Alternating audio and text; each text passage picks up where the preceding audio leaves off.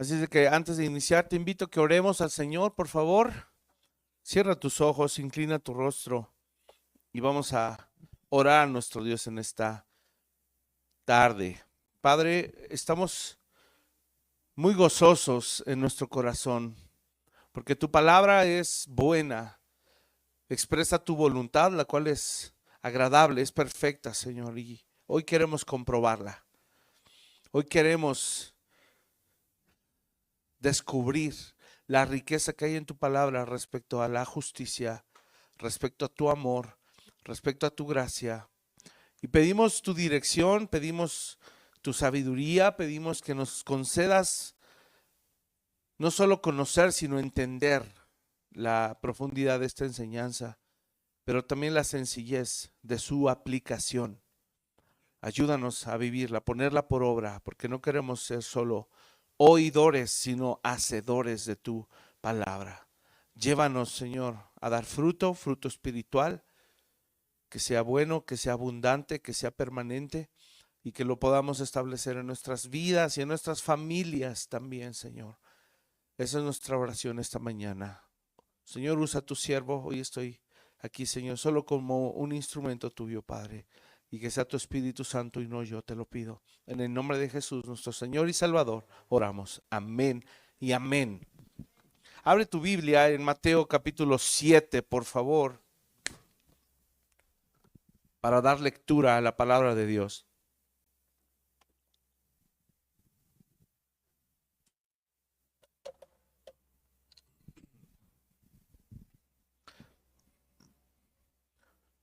Mateo 7. Dice así a partir del verso 1 al 5. No juzguéis para que no seáis juzgados. Porque con el juicio con que juzgáis, seréis juzgados. Y con la medida con que medís, os será medido. ¿Y por qué miras la paja que está en el ojo de tu hermano y no echas de ver la viga que está en tu propio ojo? ¿O cómo dirás a tu hermano, déjame sacar la paja de tu ojo y he aquí la viga en el ojo tuyo? Mira qué palabra tan fuerte utiliza el Señor Jesús. Dice, hipócrita, saca primero la viga de tu propio ojo y entonces verás bien. ¿Para qué? Para sacar la paja del ojo de tu hermano. Hace 8 días estuvimos aprendiendo que la base de la justicia, o más bien el origen de la justicia, nace directamente del trono de Dios, y no porque el trono sea una persona, sino porque es algo que representa la autoridad de Dios. Obviamente entendemos que la justicia es un atributo de Dios mismo, pero aquel elemento celestial que representa esa justicia es su trono. Y era sumamente importante que lo pudiéramos entender, ¿verdad? Esa imagen celestial en donde también incluso explicábamos, de acuerdo a Hebreos capítulo 9, cómo sucedió que cuando Jesucristo muere en la tierra, Él muere clavado en la cruz del Calvario. ¿Y qué hizo allí? Pagó por nuestros pecados, se ofreció como el sacrificio perfecto, derramando su sangre aquí en la tierra, ¿cierto? Y dice Hebreos capítulo 9 que ese sacrificio que se hizo aquí en la tierra tuvo una trascendencia espiritual y tuvo un impacto en el cielo incluso. Dice la palabra de Dios que el tabernáculo terrenal o el templo, que es representación del tabernáculo también, ¿verdad? Que primero fue el tabernáculo, luego el templo. Pero esas son figuras de un tabernáculo celestial. Y era importante que entendiéramos esto, ¿verdad? Que Jesucristo, cuando asciende al cielo, Él entra a la presencia de Dios como el sumo sacerdote, habiendo ya derramado su sangre en la cruz. Así es de que Él se presenta como la ofrenda y Él se puede presentar delante de Dios, delante de su trono y decir, yo soy tanto el sumo sacerdote como la ofrenda derramé mi sangre y entonces hoy me presento ante ti, Padre, como un sacrificio aceptable. Y es cuando el Padre puede aceptar ese sacrificio de Jesucristo por todos los pecados de la humanidad y entonces se sienta Jesús a la diestra del Padre en su ministerio sacerdotal también como intercesor, porque ahora Él está a la diestra del Padre, según Romanos 8. ¿Y qué está haciendo? Él es el que también intercede por nosotros. Y todo esto que pudimos hablar y entender hace 8 días nos da una base teológica para poder tener una practicidad y una aplicación a nuestra vida diaria. Pero es que teníamos que darle peso a esta palabra justicia, ¿verdad? Y espero que hace 8 días hayamos reivindicado esta palabra justicia y la podamos entender como que se complementa con el amor también, porque Dios es amor, pero Dios es un juez, Él es justo y la justicia, así como el amor, están en Él. ¿Sale? Así es que vámonos ya al tema. Entonces solo quería refrescar un poquito la memoria y vamos a ver el pasaje. Mira qué interesante que el verso 1 dice tajantemente, no juzguéis. ¿Para qué? Para que no seáis juzgados. ¿Qué se está aplicando aquí? La ley de la siembra y la cosecha. ¿Qué está diciendo Jesús? En palabras sencillas, tú juzgas, serás juzgado. Ahora, decíamos hace 8 días que es muy importante que entendamos que el Señor no prohíbe juzgar. Lo que prohíbe es juzgar en la carne. Que juzguemos equivocadamente con una intención incorrecta en nuestro corazón. Lo que está diciendo Jesús es la forma en la que juzgues vas a ser juzgado. Pero Él no está diciendo, y ahorita que analicemos el texto, Él no está diciendo que no juzguemos en lo absoluto, sino que lo hagamos de una manera espiritual. Y esto también lo avala el apóstol Pablo en su primera carta a los Corintios, la cual vamos a analizar también el día de hoy. Así es de que vamos a ver ahora el versículo 4. Pon atención, dice, o cómo dirás a tu hermano, déjame ¿qué? Sacar la paja de tu ojo. Aquí se está usando solo una analogía. ¿A cuántos nos han entrado una basurita en el ojo? ¿Sí? Ahora imagínate que te entró una basurita en el ojo y llega tu hermano, ¿verdad? Y te dice, déjame ayudarte. Y resulta que tu hermano tiene 2 parches en los ojos porque le acaban de operar de la vista, ¿verdad? Para dejar los lentes. Lo operaron y él tiene así sus 2 parches. Bueno, de hecho te aconsejan solo uno, ¿va? Para que no pase eso. Pero dijo, no, de una vez 2, ¿va? Opérenme los 2. Y ahí está uno con sus 2 parches y dice, a ver, te voy a ayudar a sacar la basurita de tu ojo. ¿Podría este hermano ayudarle? No, tendría que pasar tiempo, que se recupere de la operación, que se quite las vendas y que entonces ya pueda ver bien y que haga, que saque la basura del ojo de su hermano. Este ejemplo que se está dando aquí, lo que está diciendo es que sí necesita ayuda a tu hermano. Sí necesita ayuda, porque tiene una paja en su ojo. Alguien, hermanos, le tiene que ayudar a sacar esa paja del ojo. Y Jesús está diciendo, debes sacarle la paja del ojo. Pero si tienes una viga en tu ojo no vas a poder. Entonces, no sé si notan, pero en la parábola, cuando dice, hipócrita, saca primero, ojo, la viga de tu propio ojo. ¿Y qué dice? Y entonces verás que bien para sacar la paja del ojo de tu hermano. Si traducimos este ejemplo que Jesús está diciendo, lo que está diciendo es hipócrita. Primero necesitas tú aprender a vivir en justicia para que después le ayudes a tu hermano a vivir en justicia. Y hermanos, eso es juzgar espiritualmente. Y espero que con la enseñanza de hoy lo podamos entender. Si tuviéramos literalmente prohibido juzgar, pero de ninguna manera, entonces no podríamos ayudar a nuestros hermanos. Pero es que para juzgar necesitamos tener buen juicio primero. Y eso solo se logra siendo obedientes a la palabra de Dios, empezando por mí. Amén.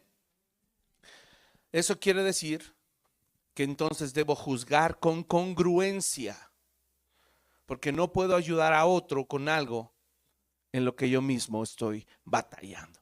¿Sale? Eso es obvio. Hermanos, debemos vivir en rectitud y en justicia, es lo que está implicando el texto, para que después con ese buen juicio, con discernimiento espiritual, con sabiduría de lo alto, yo le pueda ayudar a mi hermano. Y sacar la viga de nuestro propio ojo nos deja claro que entonces primero yo tengo que poner en práctica la palabra de Dios y obedecerla, para que entonces yo juzgue a otros y les ayude en base a la obediencia. Mira 1 Corintios 2, que es el pasaje en el cual el apóstol Pablo nos ilustra un poquito acerca de esto. 1 Corintios 2, verso 13 al 16. En nuestro contexto histórico de esta carta sabemos que era una iglesia que estaba habituada a operar en dones, pero que creen en su carácter no estaban dando fruto.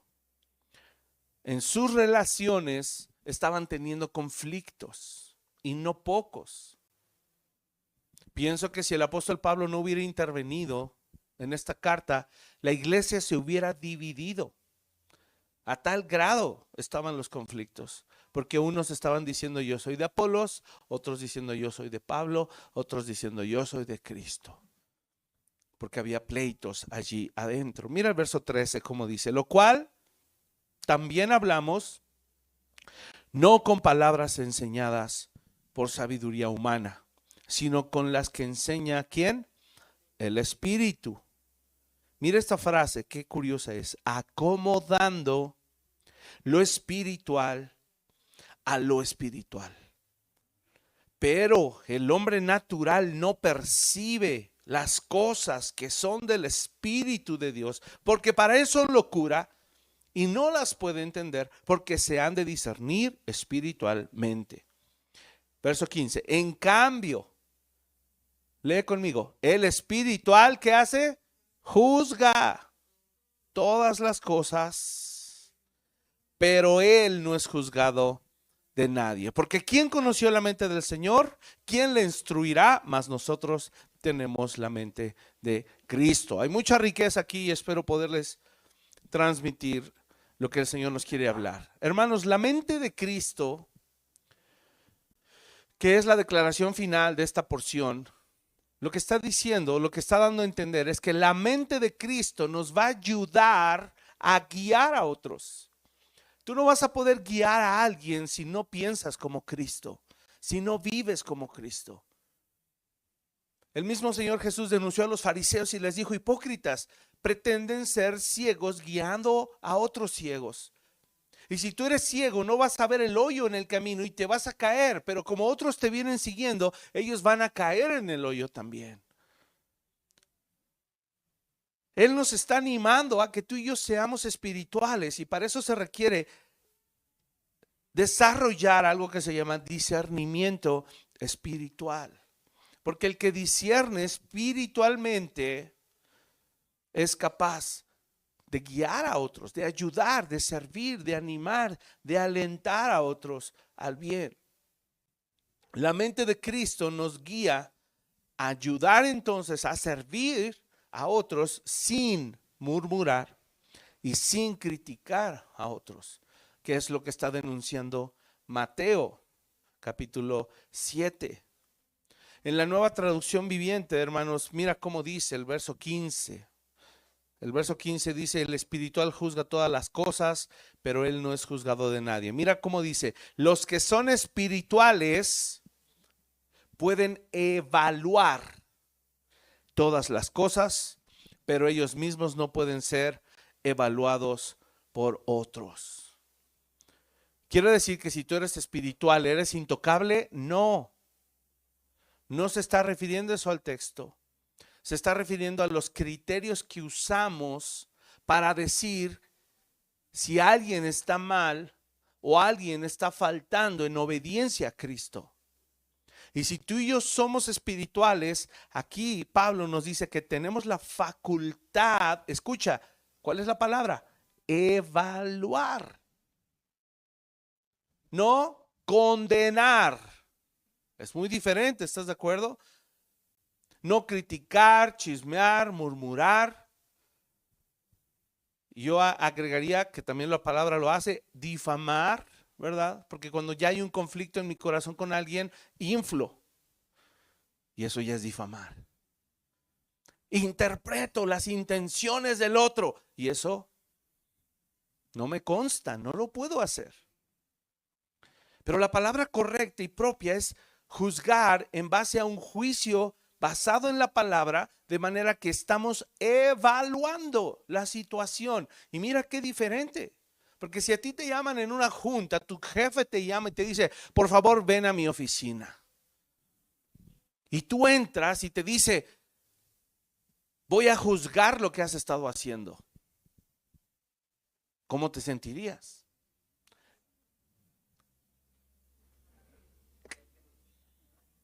Me va a correr.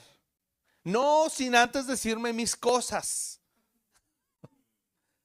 Pero si te llama a la oficina y te dice, hola, buenas tardes, ¿cómo estás? Oye, ¿me puedes regalar 15 minutos? Necesito hablar contigo. Y en cuanto tú entras, dice, pásale, siéntate. Queremos evaluar algunas cosas en tu área. ¿Cierto o no? Dices, ay, mamá, ¿verdad? Vamos a evaluar. Ahora, mira qué interesante este versículo porque dice que ¿quién es quien nos ayuda a juzgar? ¿Quién es en este pasaje quien nos ayuda a evaluar? El Espíritu Santo. El Espíritu nos ayuda a evaluar la situación. Y cuando alguien evalúa una situación, ¿para qué es? Para buscar soluciones. Mira qué diferente la actitud de juzgar espiritualmente a juzgar carnalmente. Porque el que está en la carne condena, el que está en el espíritu edifica. Hay que evaluar las situaciones para tomar acción con un corazón humilde, manso, lleno de amor, porque se está buscando una solución, no se está buscando pisotear más o hacer sentir más mal o peor al que se equivocó. Hermanos, todos nos hemos equivocado, todos nos sentimos muy mal cuando fallamos y lo menos que necesitamos es que nos hagan sentir más cucarachas. Ya suficiente es la culpa del pecado. Pero si ni aún el Señor nos condena, ¿quiénes somos nosotros para condenar a nuestro hermano que pecó, falló, tropezó, se equivocó? No somos nadie. Pero si somos espirituales, somos hermanos para ayudar a evaluar la situación y el por qué se están dando esas situaciones. Y entonces juntos vamos a buscar solución y remedio al problema que se está dando. En esa misma carta, pero en el capítulo 3, en la continuación de este tema, mira cómo el apóstol Pablo sigue su enseñanza. Primera de Corintios 3, del verso 1 al 4, dice, de manera que yo, hermanos, no pude hablaros como a qué? Espirituales, sino como a carnales, como a niños en Cristo. Y aquí ya se presenta un problema. El problema, hermanos, de que alguien tropiece o peque en nuestro círculo de relaciones, sea nuestra familia, sea nuestra iglesia local, ¿verdad? Es porque alguno de los dos, de las dos partes, o incluso ambas partes, actuaron como niños en Cristo. Esto es un problema de madurez. No es un problema grave, no es un problema severo. ¿Por qué? Porque no nos vamos a ir al infierno. Ojo con esto. Pero sí hay injusticia. Sí hay pecado presente. Lo que estamos diciendo es que no hay un problema grave o severo porque estamos seguros que vamos a ir al cielo, pero eso no quiere decir que hay una licencia para pecar. Porque a quien debemos honrar es a nuestro Dios, no a nadie más que a nuestro Dios. Y no podemos ni inflar la situación, pero tampoco debemos aminorarla y pasarla por alto. Aún Pablo está siendo muy consciente de esta situación y dice, no hay problema. No les puedo hablar como a espirituales. Les vamos a hablar como a niños. Y hablarle a alguien como niño no es con sarcasmo tampoco. ¿Verdad? Decir, ay, a ver, chiqui, pues sí, no, pobrecito, sí te tengo que hablar como a niño. A ver, pecado es pecado, ¿eh? Ahí hay sarcasmo. No, tiene que ser en amor, en paciencia. Y por eso Pablo en el verso 2 dice, les di a beber leche. Y eso no está mal, hermanos. Beber leche no está mal. Y más si somos bebés. De hecho, necesitamos beber leche para no tener una indigestión. Para poder ser alimentados y nutridos, recibir el alimento necesario de acuerdo a nuestra edad. Por eso Pablo hablaba y decía, yo tengo que hablarles a ustedes como a niños.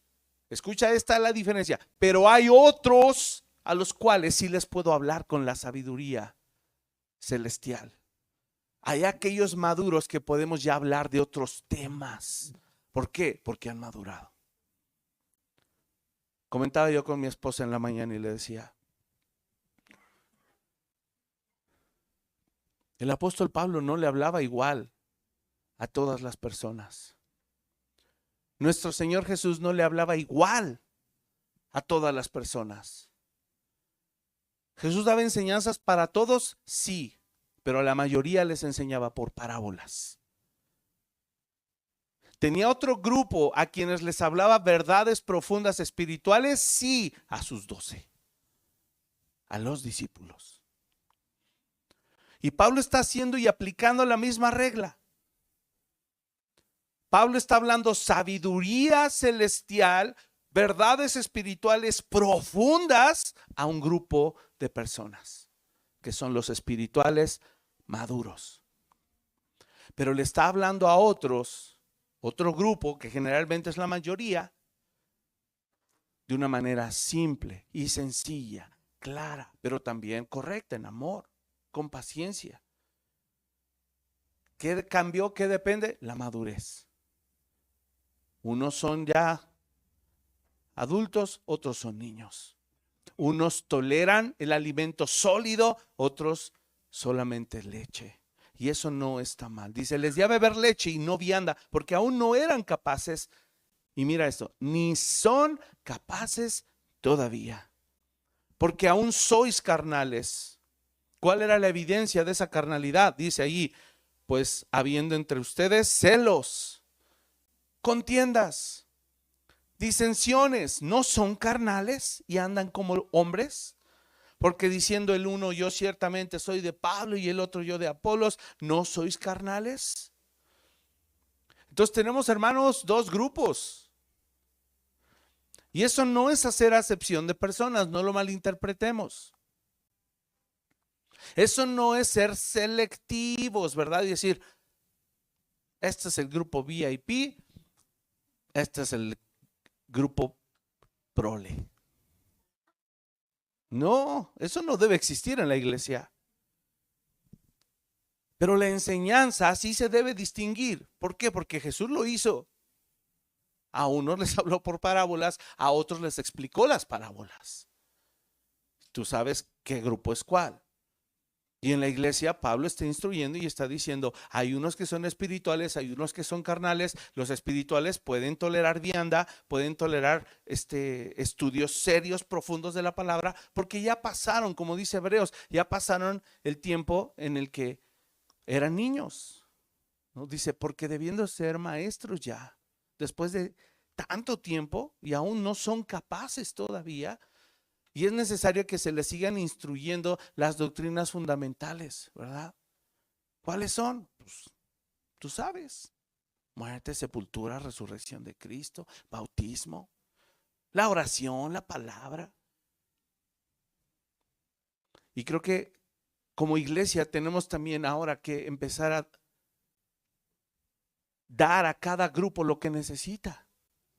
Porque nuestra iglesia se está preparando para una transición, tú lo sabes.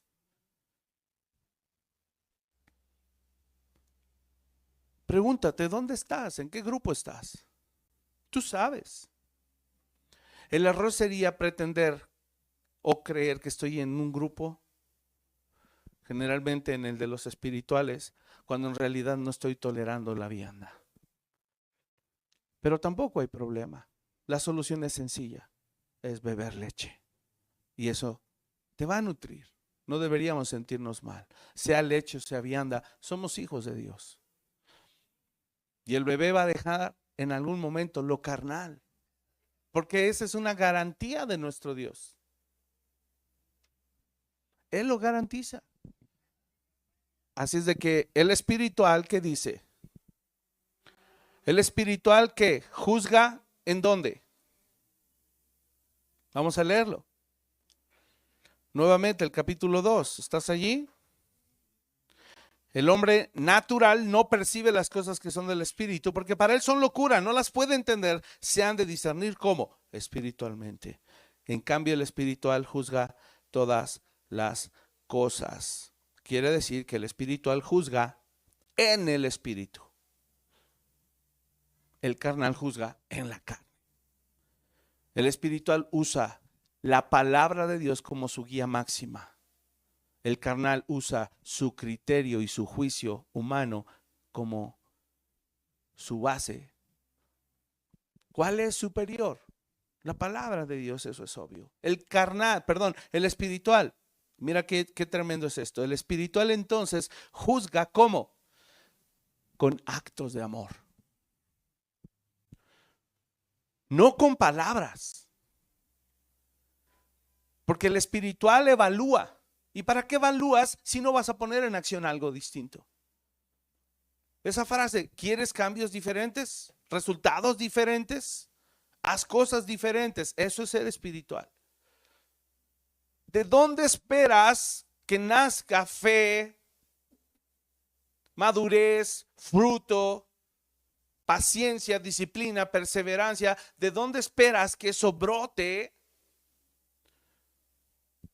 si yo no estoy basando mi vida en principios espirituales? ¿De dónde se va a producir? No se puede.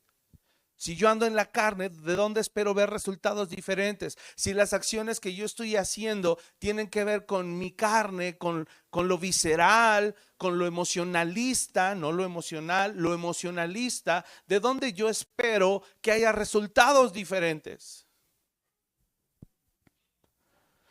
Es que todos los días oro. Sí, pero es oración, ya lo hemos enseñado aquí. De hecho, la oración te va a impulsar de forma natural a actuar diferente. ¿En base a qué? A la palabra, va de la mano oración y la palabra de Dios. Pero es que nos es fácil dejar eso a un lado, porque generalmente todo el tiempo andamos en la carne. Entonces, si el espiritual juzga con actos de amor, ¿cómo crees que el carnal juzga?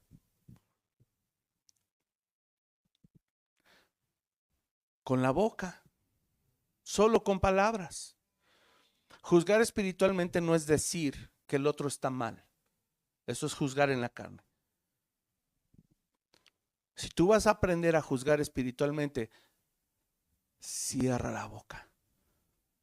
Eso no es juzgar espiritualmente, eso es juzgar en la carne.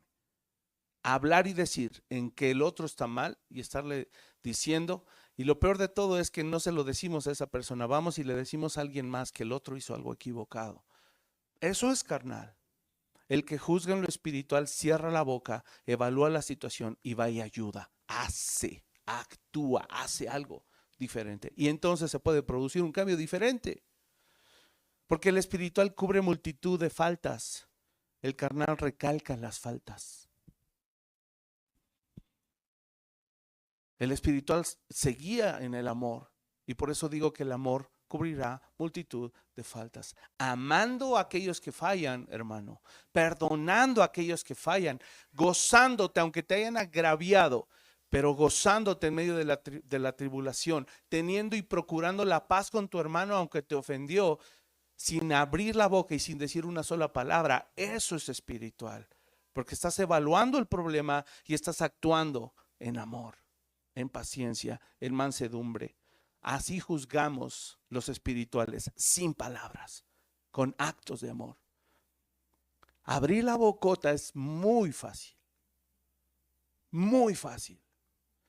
Y los conflictos dentro de nuestra iglesia local y dentro de nuestra iglesia principal, que es nuestra familia, no se resuelven abriendo la bocota con insensatez. ¿Cómo se resuelven? Con actos de amor y obediencia basados en la palabra de Dios. La carne nos impulsa a condenar a la persona sin buscar soluciones, porque solo está pensando en criticar, solo está pensando en crear disensión. Y esa palabra la hemos oído mucho, ¿verdad? ¿Qué crees que es disensión? ¿Alguien sabe? ¿Alguien se ha encargado de averiguar qué es disensión? Dicen pleito, podría ser sinónimo, pero no tanto. Está más apegado a lo que es la división. Pero aún así no se define totalmente como una división. Busqué la definición bíblica. Mira, disensión es, escucha, la oposición y desacuerdo entre dos personas. Hay dos partes que se oponen entre sí y están en desacuerdo a causa de opiniones y propósitos diferentes. Y eso es obvio. Uno piensa de una forma, otro piensa de la otra. Uno lo quiere de una forma, otro lo quiere de otra. Y entonces se están peleando porque hay disensión. Aquí lo que hace la diferencia es el propósito. Pregúntate, ¿cuál es tu propósito? ¿Es en Cristo o tu propósito es en ti mismo? ¿Estás buscando tu propósito o estás buscando el propósito de Cristo? Y en el momento que ambas partes se alineen al propósito de Dios, ¿qué crees que va a pasar? No va a haber problemas. Porque están alineados a un propósito. ¿O tú crees que de balde Efesios, verdad? Capítulo 4 nos dice un Dios, una fe, un bautismo, un Padre, una doctrina, una visión, un camino? Y ese es el problema, que a veces dentro de nuestra iglesia local o dentro de nuestros hogares no estamos unificados. No estamos siendo uno con el Padre. Y por consecuencia no estamos siendo uno entre nosotros. Y hay disensión porque me opongo. Y esa oposición puede llevar, sí también, como dice el apóstol Pablo, a divisiones. Hermanos, por eso juzgamos. Porque a nuestro juicio o criterio personal, la otra persona se equivocó. La otra está equivocada. Y yo quiero hacerlo saber, ¿verdad? No, tú te equivocaste. No, tú te equivocaste. No. ¿Qué dice la palabra? Por eso la solución, y aquí viene esta frase, siempre será acomodar lo espiritual a lo espiritual. ¿Qué significa eso? Acomodar lo espiritual a lo espiritual. Te va a sorprender, es muy sencillo. La Biblia de las Américas dice, combinando. ¿Cómo que combinando? ¿Cuántos de ustedes se combinan la ropa? Hay gente que no le importa y se ve re mal. Esa es la verdad, se ven muy mal. Si yo trajera calcetines verdes, me vería muy mal. Y cinturón rojo, hazme el favor. Y corbata azul rey. No queda. No estoy combinado, me veo mal. Parezco payaso, ya no me faltan los zapatotes y la nariz. ¿Ah? Ahora eso es algo trivial en lo físico. Pero aquí, ¿qué significa acomodar lo espiritual a lo espiritual? Debe combinarse los pensamientos espirituales con palabras espirituales, con acciones espirituales. Pensamientos, palabras y acciones, las tres cosas tienen que estar perfectamente bien combinadas. Eso es acomodar lo espiritual a lo espiritual. Y Pablo está diciendo, hay gente que alcanza a comprender la sabiduría profunda. ¿Por qué? Porque acomodó sus pensamientos, sus palabras y sus acciones a lo espiritual. Los que no lo acomodan son carnales, andan en la carne, porque no alinean su mente, ni sus palabras, ni sus acciones a lo que la palabra de Dios dice. Es muy natural. Y a todos nos pasa, de repente, piénsalo, cuando de repente tu hijo empieza a decir sandeces o empieza a decir tonterías. Hay que reprender, hay que averiguar y hay que evaluar por qué lo dijo. ¿Sabes por qué? Porque si lo habló, ¿dónde crees que anda esa situación? En la mente y ya está en el corazón. Y si lo habló, ¿qué crees que va a pasar después? Lo va a hacer. Por eso no podemos tomar a la ligera ni siquiera nuestras palabras, porque las palabras solo son un reflejo de lo que ya entró en mi mente y lo que ya se arraigó en el corazón, y nomás falta el último paso, que es en poquito lo va a empezar a hacer. En poquito. Dios no se equivoca, hermanos. Y Él nos enseña este principio. Ahora, en la Nueva Traducción Viviente, mira cómo lo pone, cómo lo traduce. Dice, en cambio, hablamos con palabras que el Espíritu nos da, usando las palabras del Espíritu para explicar las verdades espirituales. Piensa si cada palabra que sale de tu boca son palabras habladas y tú puedes decir, todo lo que salió de mi boca son palabras que el Espíritu me dio. Piénsalo. Todo lo que hablamos, ¿te lo dio el Espíritu? ¿Todo? Si no, ese es el trabajo que hay que hacer. ¿Y cuál es la única manera en la que de tu boca puedes estar seguro que van a salir cosas que te dé el Espíritu?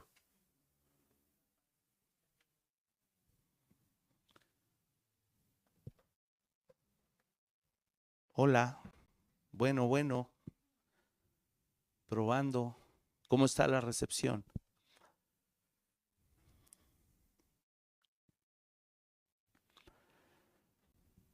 Combinando pensamientos, palabras, acciones.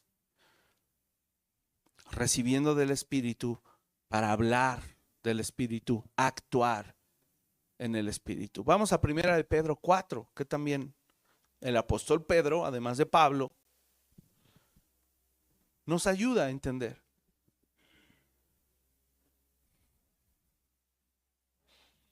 ¿Cuál es la manera correcta entonces de juzgar? Si para juzgar, que sí tengo autorización de juzgar, si para juzgar no puedo usar la bocota, ¿qué debo usar? Pedro nos da la solución. 1 de Pedro 4, 7 y 8. Dice, mas el fin de todas las cosas se acerca. Sed pues sobrios y velad en, número 1, oración. Y ante todo, tened entre vosotros ¿qué? Ferviente amor, porque el amor cubrirá multitud de pecados. Los que estuvieron hoy en la mañana aprendimos que el amor es solo la antesala de todo el fruto del Espíritu. Hermanos, cuando alguien se equivoca, si yo quiero ser espiritual y juzgarle, no voy a abrir la boca. En amor algo voy a hacer, pero no solo en amor. En gozo algo voy a hacer. No solo en gozo, en paz algo voy a hacer. No solo en paz, con paciencia, algo tengo que hacer. No solo en paciencia, ¿qué sigue? En benignidad, con benignidad. Algo voy a hacer. Con bondad, algo voy a hacer. Con fe, algo voy a hacer. Con mansedumbre, algo tengo que hacer. Con templanza, que es dominio propio, algo tengo que hacer. El fruto del Espíritu, ¿sobre quién se vierte? ¿Sobre mí? No. El fruto del Espíritu no se vierte sobre mí, brota de mí y se vierte en alguien más. ¿En quién? En los carnales. Pero eso no me da un estatus, hermano. Eso no me hace sentirme, wow, yo sí soy espiritual. El espiritual ni siquiera piensa que es espiritual. El espiritual solo está buscando agradar al Padre y servir a otros. Amar al Padre y amar a otros. La mejor manera de juzgar en el espíritu es, dijimos, con actos de amor, ¿verdad? Actos de gozo, de paz, paciencia, bondad, mansedumbre, templanza. Súmale más, humildad, misericordia. Esa es la mejor manera. Y lo mejor de todo es que no se tiene que abrir la boca para hacer nada de eso. No se necesita abrir la boca. Se necesita abrir el corazón. ¿Sabes qué está pasando? Que cuando yo juzgo como espiritual es porque tengo el discernimiento dado por Dios. Y yo puedo determinar, yo puedo ver y juzgar la situación y puedo determinar si una persona está operando o no en el amor de Dios. Pero además puedo ver si esa persona está operando o no en la justicia de Dios que ya aprendimos, ¿verdad? Como a mí me preocupa ver a mi hermano o a alguien de mi familia que no anda ni en amor y no anda en justicia, yo me preocupo, me siento cargado y eso me va a impulsar a hacer algo, pero no a criticar, no a difamar, no murmurar. Porque si yo entiendo que soy espiritual, sé que yo le puedo fortalecer porque está débil en la fe. Gálatas 6, 1 al 4, mira cómo dice. Gálatas 6. ¿Ya están ahí? Hermanos, si alguno fuere sorprendido en alguna falta, vosotros que sois ¿qué? ¿Eso qué significa? Obedientes y practicantes de la justicia, que no tienen una bigotototota en el ojo. Ustedes que son espirituales, ¿qué dice allí? Restauradle con espíritu de mansedumbre, considerándote a ti mismo, no sea que tú también seas tentado. Hermanos, eso es juzgar espiritualmente. Evalué el problema y eso me llevó a restaurar. A ver si logro transmitirlo. Nehemías fue un hombre que Dios usó y que le dio buen juicio. Fue un hombre que procuró la espiritualidad, aunque esa es una historia del Antiguo Testamento. Tú sabes que Dios le usó y le puso una carga en el corazón por su pueblo porque escuchó noticias de que estaban los muros derribados, ¿verdad? Y que todo era un desastre allá en Jerusalén porque habían pecado y ya muchos años atrás se los habían llevado cautivos. Y él ora, ¿qué dice? Ora al Dios del cielo. Es lo primero que él hace. Y después siguió orando. Y después siguió orando. Y después siguió orando. ¿Y sabes qué acompañó a Nehemías junto con su oración? Actos de ferviente amor. El amor que él sentía por su pueblo, ¿qué lo llevó a hacer desde el primer día que él llegó? ¿Qué hizo? ¿Te acuerdas? Eso ya venía con eso, pero ahí hay un párrafo que describe su primer acción, su primer acto de amor. ¿Cuál fue? Dice, y en la noche cabalgué por la ciudad Y fui y revisé todo el muro. Analicé, evalué los daños. Evalué cuánto trabajo se iba a requerir. Evalué por dónde debía ser mejor empezar.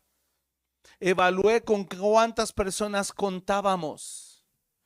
Evalué qué era lo que se necesitaba para el otro día en la mañana tempranito convocar al pueblo y motivarlos y animarles a que se dieran cuenta que estábamos sin muros, desprotegidos. Y eso es una figura y una ilustración de lo que entra en nuestras vidas y en nuestras familias. Por eso Nehemías es un referente como varón. Porque él supo y entendió la importancia de las familias y la importancia de levantar los muros. Jóvenes, niños, esto lo vamos a ver allá. Cómo tú eres capaz de tomar una pala y cómo tomar una espada en tu hogar y edificar muros. Hermanos, se necesitan Nehemías en nuestros hogares que sean espirituales. Se necesitan hombres y también mujeres que sean capaces de restaurar, evaluar los daños que se han provocado en nuestra familia por tantos años a causa del pecado. Eso es lo que se requiere y eso es lo que se necesita. Y luego dice el verso 2, sobrellevad. No sé si te imaginas a Nehemías, pero yo me imagino a todos cargando, desde el más pequeño hasta el más grande, y mujeres también, y niñas, mujeres, cargando pilas y pilas, tal vez de piedras, tal vez de arena. Y me imagino a las chiquititas, me puedo imaginar una Dania. ¿Podría cargar una bolsita de arena? Sí, podría. Imagínate a la Dania con la bolsita arrastrando, porque ve que Jesús y Cecia están llevando, Cecia una piedrita, Jesús unos piedronones, ¿verdad? Porque es más fuerte. Y ahí todos, y los hijos van a reconstruir el muro y van a carrear escombros y van a limpiar la ciudad y van a traer piedras nuevas y las van a colocar en su lugar, porque estamos con un pensamiento, con palabras y con acciones alineadas al Espíritu. Eso es lo que se requiere, que sobrellevemos los unos las cargas de los otros y cumplamos así la ley de Cristo. Verso 3, porque el que se cree ser algo, no siendo nada, a sí mismo se engaña. Así que cada uno someta a prueba su propia obra y entonces tendrá motivo de que gloriarse solo respecto de sí mismo y no en otro. El verso 4 dice, cada uno someta a prueba su propia obra. Eso es sacar la viga de tu ojo. Eso es, analízate si tú estás en justicia y en obediencia y en fe y en fidelidad para que entonces le ayudes al que no lo está haciendo. El que se cree ser algo, esa frase pega, porque Santiago 4 del 11 al 12 dice, hermanos, no murmuréis los unos de los otros. El que murmura del hermano y juzga a su hermano, murmura de la ley y juzga a la ley. Pero si tú juzgas a la ley, no eres hacedor de la ley, sino juez. Uno solo es el dador de la ley, que puede salvar y perder. Pero tú, ¿quién eres para que juzgues a otro? No sé si te llama la atención, pero Santiago nos está dando algo sumamente importante. Y esa es la última parte para cerrar la enseñanza, pero es importante que lo tengamos claro. Santiago está diciendo que estamos juzgando la ley. Dice que si tú y yo juzgamos a otros en la carne, no solo estamos juzgando a otros en la carne, estamos juzgando la ley. ¿Quién dio la ley? ¿Quién es el juez? ¿Quién es el único que juzga y tiene poder para condenar? Dios. Pero si yo juzgo a mi hermano en la carne, me estoy tomando un atrevimiento, me estoy permitiendo o me estoy dando un lugar que no me corresponde. No me corresponde, porque yo no soy el juez que dio la ley. Yo no escribí la ley. Y hermanos, yo no sé si tú sabes, pero esto es terrible para quien comete este tipo de pecado. Si nos advierten que los creyentes no debemos hablar mal ni juzgar de a nuestros hermanos, porque si lo hacemos, estamos criticando y juzgando incluso la ley de Dios, el cual solo Él es dador y solo Él es juez. ¿Qué crees que está implicando, Santiago? Que yo me creo más justo que Dios.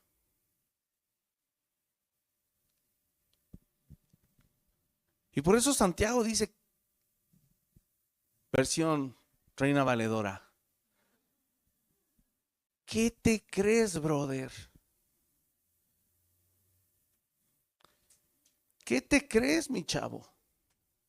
¿Qué te crees, mi chava? El pasaje, hermano, está enfatizando que al juzgar al prójimo es una actitud de soberbia. Soberbia. Solo Dios tiene la autoridad para salvar o condenar. Y la clave entonces es no actuar como juez. No podemos hacer. No es mi función, no me corresponde. Y esta pregunta final que te quiero hacer es, ¿quién eres tú, hermano? ¿Y quién soy yo para que juzguemos a nuestro prójimo? Y si hacemos esta pregunta, nos va a ayudar a darnos cuenta si hemos sido arrogantes, si hemos sido soberbios, orgullosos y si hemos tenido una imagen de nosotros mismos más alta que la que debemos tener. No tenemos, hermanos, la autoridad ni divina, ni humana, ni la excelencia moral tenemos para poder juzgar en la carne. Por eso digo que juzgar espiritualmente no usamos palabras.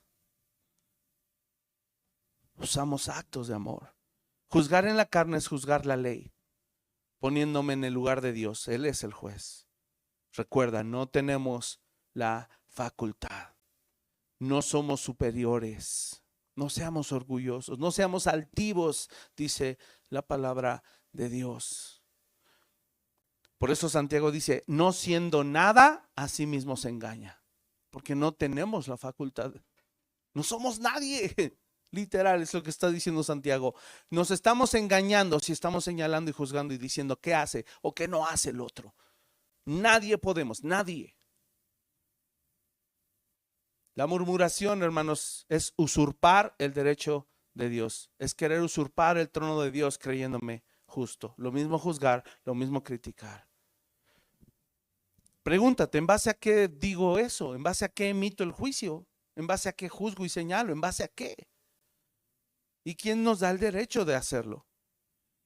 Muchos, no, pastor, la Biblia dice, por sus frutos le conoceréis.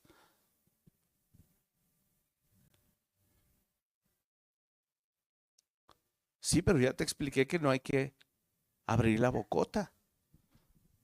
Hay que abrir el corazonzote y dar amor, paciencia.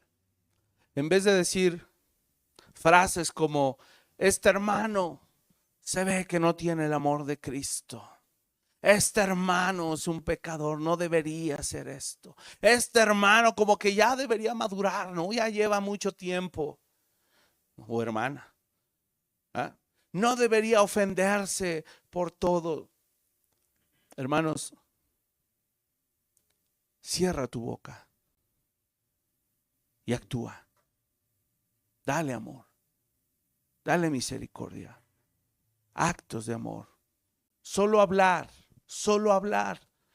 va a causar mucho daño, mucho más del que pensamos, ¿verdad? Si hablamos y hablamos con las personas equivocadas, podemos dividir una iglesia. Podemos dividir nuestro propio hogar, hermanos. El espiritual entonces es movido. Escucha, movido a hacer, porque es. Primero somos y luego hacemos. Movido a hacer lo correcto con la persona, no a decir lo incorrecto de la persona. Y por eso es importante que sepamos, hermanos, el amor no no es algo que se pide o se exige, es algo que se vive, es algo que se debe dar de forma natural, porque andamos en el amor. Si andamos en Cristo y andamos en el Espíritu y Dios es amor, damos amor de forma natural, fluye a través de nosotros. Otra cosa, hermanos, la madurez no se exige. La madurez se entrena, se desarrolla con paciencia y perseverancia. Porque la madurez es fruto espiritual y para que una planta crezca, ¿qué hay que hacer? Hay que cuidarla, hay que regarla, hay que podarla, hay que abonarla. Por eso digo que es algo que se entrena. No exijamos madurez, entrenemos, animemos, consolemos, apoyemos a otros a crecer. Entonces, si tú estás dispuesto o dispuesta a dejar de hablar y de murmurar, tienes que estar dispuesto a empezar a hacer y a entrenar a otros. Y yo te pregunto, ¿estás listo? ¿Estás dispuesto? ¿Quieres tomar ese reto? ¿Dónde puedo empezar? Muy simple, en mi casa. Varones, con tu esposa. Entrénala. Entrénala. Y te conviene, porque entonces, como uno, van a poder entrenar a sus hijos. Y les conviene porque entonces sus hijos, como aprendíamos el fin de semana, van a poder entrenar a nuestros nietos. Y nos conviene, ¿verdad? Para que podamos también entrenar a nuestros bisnietos. ¿Cuántos quisiéramos ser como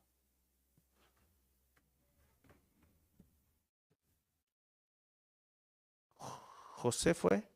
José, ¿verdad? Que crió a sus bisnietos. Imagínate. Que Dios diga, la justicia de mi hijo y su obediencia se ha desarrollado tanto, ha crecido tanto, que le voy a conceder el privilegio de que ayude a sus hijos a criar a sus nietos y que le ayude a sus nietos a criar a sus bisnietos. Yo quiero eso. Oraba al Señor por un nieto, me lo concedió. Le faltan 15 al Señor, ¿verdad? Pero mínimo le pedí 4 por hijo. Ese era el mínimo que quisiera yo, 16 nietos. Va uno. Estoy bromeando. Los que el Señor les mande, chicos, no se aflijan. Termino con unos combos. Romanos 6, 17. Esto es, hermano, lo que el espiritual hace. El espiritual entiende que fue justificado. Escucha esto, el espiritual entiende que fue justificado. Ojo, no fue juzgado. Porque si hubiéramos sido juzgados, hubiéramos sido condenados. No fuimos juzgados, fuimos justificados. Verso 17, pero gracias a Dios que aunque erais esclavos del pecado, habéis obedecido de corazón aquella forma de doctrina a la cual fuisteis entregados y libertados del pecado, viniste a ser siervos de la justicia. Tú y yo servimos para que la justicia de Dios se establezca. Y lo vas a hacer con actos de amor, no con la boca. Romanos 6, verso 12, regrésate unos versículos. No reine pues el pecado en vuestro cuerpo mortal, de modo que le obedezcas en sus concupiscencias, ni tampoco presentes tus cuerpos al pecado como instrumentos de iniquidad, empezando por la lengua, ¿verdad? Sino preséntanse ustedes mismos a Dios como vivos de entre los muertos y vuestros miembros a Dios como instrumentos de justicia, porque el pecado no se enseñoreará de vosotros, pues no están bajo la ley, sino bajo la gracia. Hermanos, el espiritual da gracia. No pasa por alto el pecado, establece la justicia con actos de amor. No omite la justicia, la establece con actos de amor. Gálatas 6, te lo sabes, no nos engañemos, Dios no puede ser burlado, porque todo lo que el hombre sembrare, eso también segará. El que siembra para su carne, de la carne segará corrupción. Mas el que siembra para el Espíritu, del Espíritu segará vida eterna. Y otro de los pasajes favoritos, verso 9, no nos cansemos pues de hacer bien. No dice de decir mal. Quiero pedirte, por favor, cánsate ya de hablar mal. Ya fue mucho. Y espero que ya estés agotado de hablar mal. Ahora esfuérzate y no te canses de hacer, subraya esa palabra, hacer bien, porque a su tiempo segaremos si no desmayamos. ¿Qué vamos a segar? Justicia, amados. Esto es maravilloso. Vamos a sembrar justicia, vamos a cosechar justicia en nuestro hogar, en nuestra iglesia. Dice, si no desmayamos. Así que según tengamos oportunidad, hagamos bien a todos y mayormente a los de la familia de la fe. Ser espiritual me da derecho de servir, siendo tolerante, paciente y mostrando mis obras en sabia mansedumbre. Y te garantizo, hermano, que el fruto del Espíritu se va a hacer evidente en tu vida, en todas sus manifestaciones, en toda su plenitud, cuando andemos en el Espíritu. ¿Sale? Así es de que el problema que como creyentes llegamos a tener no es que no andemos en el amor, es que no andamos en el Espíritu. Y por eso no hay ni amor, gozo, paz, ni paciencia, ni benignidad, ni nada de nada. El mayor error entonces que cometemos como creyentes es andar en la carne y no andar en el Espíritu. Y eso lo dice el verso 16. Dice, digo pues, andad en el Espíritu, ¿verdad? Si vivimos por el Espíritu, andemos también por el Espíritu. Vamos a orar. Señor, que tu palabra el día de hoy nos alumbre, nos anime, nos motive a andar en el Espíritu. No con palabras necias, no con palabras deshonestas, no generando contiendas, iras, pleitos, celos, divisiones, contención, disensión. Señor, guarda nuestras bocas para que no sigamos ofendiéndonos unos a otros, juzgándonos, murmurando uno en contra del otro. Que seamos capaces a partir de ahora, cada uno, Señor, de ser revestidos de esta nueva naturaleza que tú nos has dado. Ayúdanos, Señor, en tu gracia. Ayúdanos en tu plenitud, de la cual podemos tomar todos. Eso dice tu palabra, de tu plenitud tomamos todos y gracia sobre gracia. Por eso, Señor, podemos edificar a otros con actos de amor. Transforma nuestras mentes, transforma nuestros corazones y que seamos siervos de la justicia, siervos de tu justicia, no de la nuestra. Guarda nuestras bocas del mal, guarda nuestras bocas de emitir juicio, de condenación en contra de otros. Hoy te lo pedimos, Señor, en el nombre de Jesús.